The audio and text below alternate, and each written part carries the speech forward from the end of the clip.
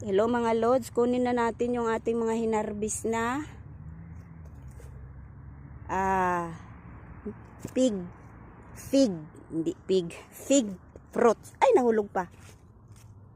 Yung mga fig fruit natin na hinarbat. Sana yun? Ewan ko na sana si Ate Il.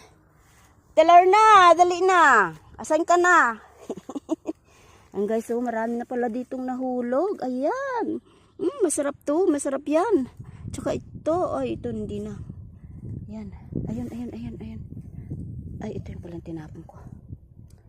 Ayan, guys. So, ayan. Yan yung naharbat natin ngayon. Oh, bukas ulit tayo mag-aano. Ito kasi, oh. Ito kasi, matigas. Ay, malambot na pala. Oh, ayan. Kunin na natin. Oh, ayan na, oh. Yan. Tapos